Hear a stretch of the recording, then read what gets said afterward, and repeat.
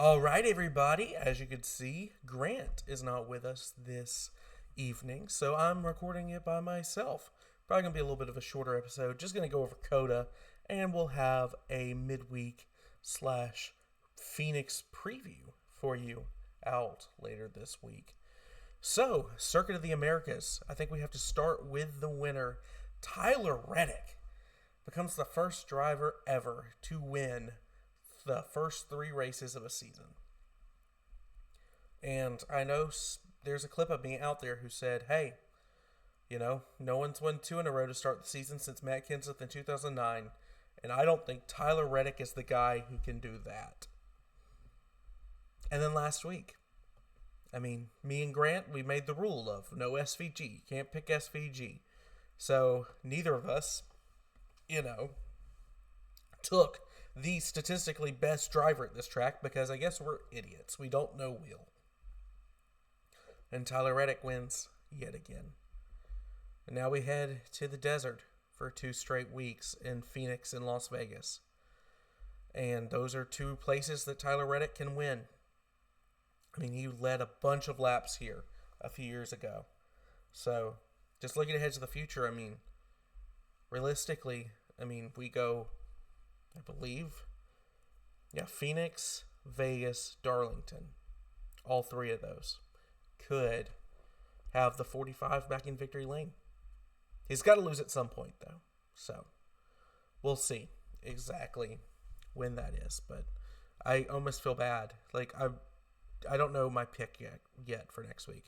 On one of my friends' podcasts, Nikolai, I told you that Alex Bowman was going to win at Phoenix. That I should have prefaced that. That's like my dark horse pick for Phoenix. I don't think I'm actually going to pick him straight up this week, but we will see. Back to COTA. We're looking too far ahead, and this is why it's nice to have Grant, because he kind of keeps me on the tracks. It was not... Oh, it was a pretty nice, and it wasn't a wild race, but it was an eventful race. There was enough happening on track. There was enough passing. How many times did Connor Zilic go through this field? 2, 3 times? He started in the back, got spun out, came all the way back, spun out again, and then he comes all the way back up to finish. He finished with a top 14th, just behind William Byron. So, I think that if we're going to talk about Zilic, he did not, if you just look at finishing position, he did not deliver the performance that I think many expected him to. However, that doesn't take into account the fact that he might have had the fastest car. If not, I think it's not hyperbolic to say that Connor Zilic had a top 3 car yesterday afternoon in Austin, Texas. It just, he got spun out by Suarez again, and he got taken out on a restart again. So, I don't know. Him and Daniel Suarez just seem to be attracted to each other here at COTA. That's 2 years in a row, both times that Connor's run this race, that Daniel Suarez has ended his day. So, looking back, I think we've got to talk about Shane Van Gisbergen. He was the heavy favorite to win this race, and frankly, he just didn't have the car to get it done. It looked like that, as soon as we're in stage 3, after the caution came out because of Chastain losing a wheel, we restart with Reddick and Blaney on the front row, and right behind them it's SVG and Zilic. And I was like, okay, someone's going to have a crack at Reddick. And no one had an answer for him. Blaney, early in this race, was able to go by him, and then Reddick made an adjustment, and no one went by him the rest of the race. SVG got up to his bumper, and, basically what he said. He was waiting for him to make a mistake, and he never did. The combination of car and driver was simply too good for even, the best road racer in NASCAR history to overcome. SVG comes home with a second place finish, as statistically his worst road course. He had a quote today saying that it's a good thing when you finish second and you're disappointed in yourself because you think you should have won. So, but at the same time, he also said, I mean, Reddick was the best driver, the best car all day long. And SVG just didn't have the car for him. So, simply, 2311 it just is better than everybody else in the garage, at least through the first 3 weeks of the season. And that's summed up best. I mean, Reddick has won 3 in a row. Bubba is still second in points after a road course. Because, I mean, hey, the 23 today comes home with an 11th place finish. He did not run there all day. I mean, let's not get it twisted. But at a track that we knew going in that Bubba Wallace had zero chance to win at, to come home with a top 15 finish and just maintain your points position, fantastic day for 2311 all the way around. And let's see, where did Riley Herbst finish? Because, 23rd for Riley Herbst. So top 25 for Riley. That's the third 2311 card by a mile. So I thought that this was the first time that JGR has actually looked genuinely fast all day long. Chase Briscoe was fast really early in this race, especially on the short run. He got out and led the first 7 laps of this race. And then he was hanging around and just, he was out of this race. And, he finishes dead last. I did not think he was nowhere near the worst car in this race. He just had an unfortunate mechanical malfunction. But if we're going to talk about the other JGR cars, towards in the final half of stage 3 here, I thought Ty Gibbs, who finished 4th, was one of the best cars on track. I don't know if he would have had anything for Reddick because, let's be honest, every time it seemed like someone would have something for Reddick all day long, Reddick just hit another gear that no one else in the field seemed to have. But Ty Gibbs, a very, very good finish for him, considering the news week that he's had with all of the Chris Gabehart drama. And, Ty's young. He's definitely hearing all this. He's hearing about, hey, you're giving preferential treatment and you still can't win in one of the best rides in NASCAR. So I think it was very important for him to go out at a road course where we expect him to be one of the top, 5, 6 drivers on any given road course weekend and, have a good finish. He won the second stage. He needed a really good point state, and he got it. Finishing just ahead of him, Christopher Bell, it seemed kind of early on like he might have something for Reddick and Blaney, but at the end of the day, just not really in the same zip code as Tyler Reddick, even though he does finish ahead of Ryan Blaney. We'll get to him later. What about for Denny Hamlin, a top 10 on a road course for the first time in what feels like forever? And this is actually COTA was the last track that Denny has raced on at least 4 times, according to Fox at least, that he had not scored a top 10 on. So Denny breaks that streak and now has a top 10 on every single course that is run at least 4 times. So good for the 11 team. Good for Denny after he had a really rough Daytona, even with a fast car. He had a bit of a rough Atlanta. So just, hanging around. And then we get to go to a bunch of these mile, intermediate, and short tracks where Denny's going to thrive. He's going to be a threat to win every single week. And I think that's where JGR is. If they're going to regain their speed this year, that's where it's going to be at. So good for Denny. Good for all of Joe Gibbs Racing, except for Chase Briscoe, who is really now in a deep points hole. I'm not worried about him yet, but talk to me after Vegas, because if he's still in this deep points hole 5 races in, then we might have to have a conversation of, is it time to panic on the 19? I don't think it's time to panic quite yet, but give me 2 more weeks. Let's talk about, we talked about SVG. Good weekend for Spire Motorsports. Daniel Suarez was mixing this thing up in stage 2. He wrecks Connor Sillage, but he had a really good stage 2, and then he was nowhere to be found in the first stage.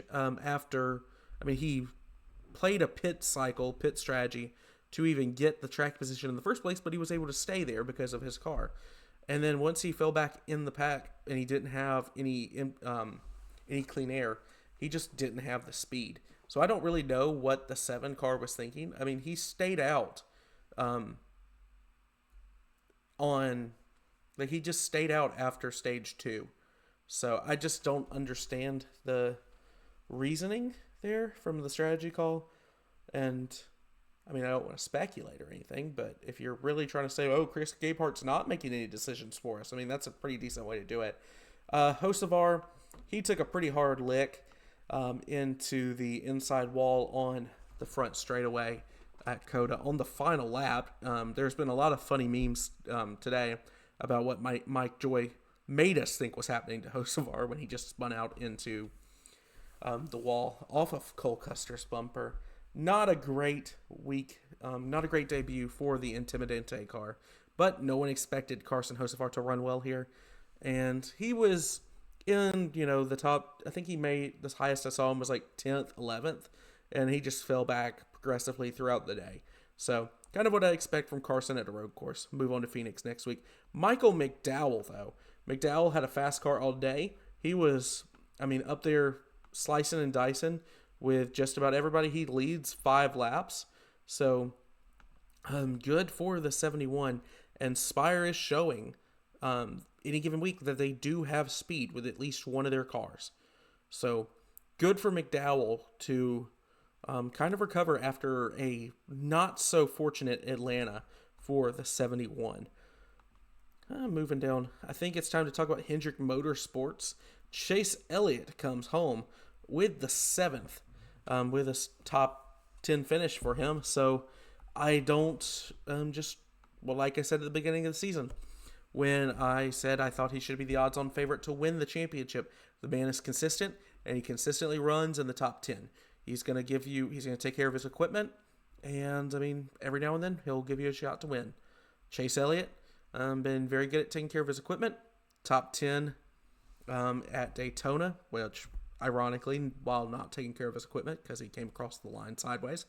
But Atlanta, just kind of not really on anybody's radar, led a few laps here and there, and then just, 11th. Same thing here at COTA. Never had the speed to really lead any laps or play around with the leaders, but he was there, and that was what mattered.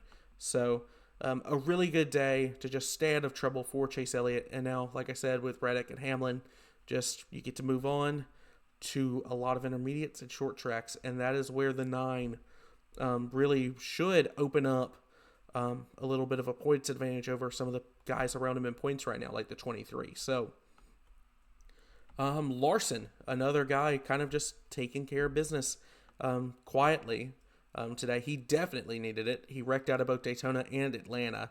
So just 6th. Same thing for Elliott. Boring day. Good finish. What you need, and it's kind of the bare minimum you expect out of a Hendrick driver at a track like this. So Larson, 6th. William Byron, he actually had some decent speed. I thought he was faster than both of his teammates that finished ahead of him, but he wasn't there at the end. I think he just kind of got slightly off cycle. Like the pit strategy just didn't work out well for him. He ends up 13th. Just didn't seem to have the car to be able to pass once he got back in the pack a little bit. So that's all it was for the 24. And then once again, the 4th Hendrick car belongs to Alex Bowman. But, Alex Bowman, this is his best road course statistically. And he just was not good from the beginning. I get he was getting sick. That was not uncommon. It felt like at least 3 or 4 drivers, maybe more, were sick or throwing up or suffering some sort of heat exhaustion from malfunctioning cool suits, or just, this is the first real race of the season, as Christopher Bell put it, in terms of how it affects your body. But Bowman never had speed, and all 3 of his Hendrick teammates did. And it's one thing to be running, 18th while your three teammates are running in the top 10. It's a whole other deal to be running dead last while your three Hendrick teammates are all in the top, consistently throughout the day, all in the top 10. So, I don't understand it. And everything. It did lead, though, to a really cool story with with Jamie Little's spotter. This is the first time, even as someone who has worked in previous broadcasts and everything, I have always wondered how the pit reporters and stuff like that, how they see the entire track and everything to know exactly what's going on. I always assumed it had something to do with the radio and it was one spotter for the whole crew. I didn't realize each had their own individual spotter. I think that's extremely cool. Anyways, off topic. But Myatt Snyder, he gets in the car. He had a fire suit with him at COTA, and you just get to see the excellent story on Twitter of just like, hey, texting Brad Perez, excellent follow there on social media. Just like, hey, how do you get out of the S's at COTA? Can you please respond quickly? Thank you. And Snyder just jumps in the 48.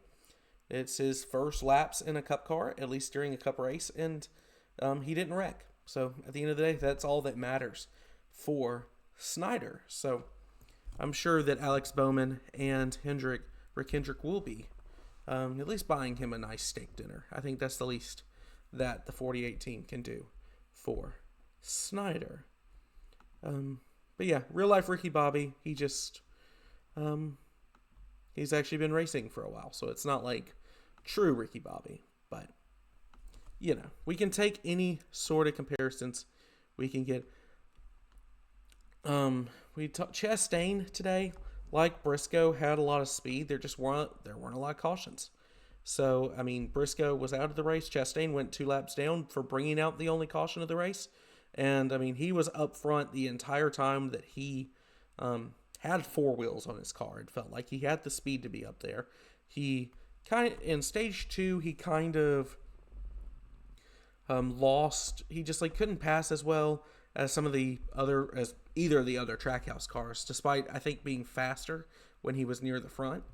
But stage 3, he's in the top 10. All 3 Trackhouse cars are in the top 10, and then Chastain loses a wheel.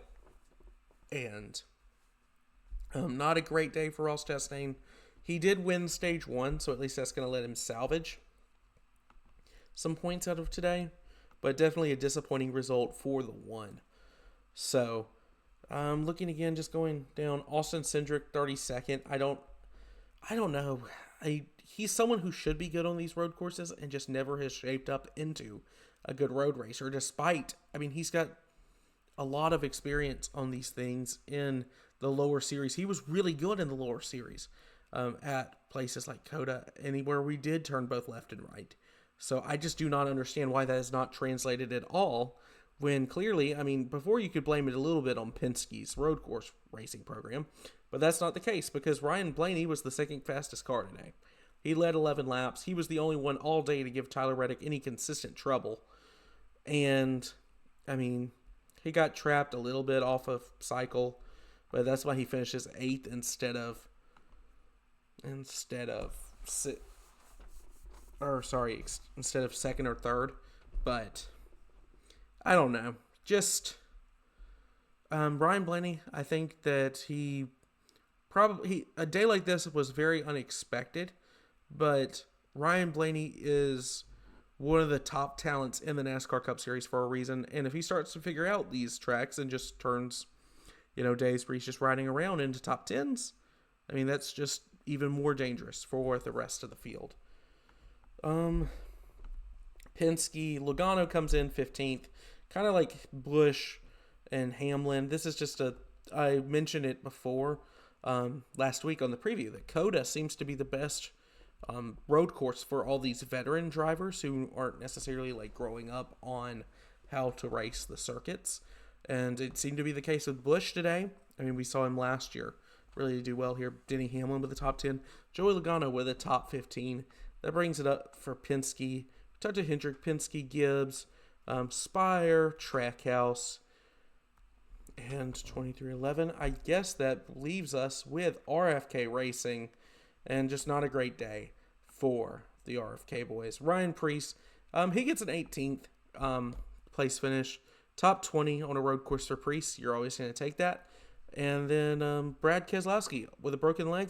It was talked about before if it was going to be Joey Hand driving the car for the majority of this race at the Circuit of the Americas. And Brad, for lack of a better term, legged it out and managed to bring home a top 20.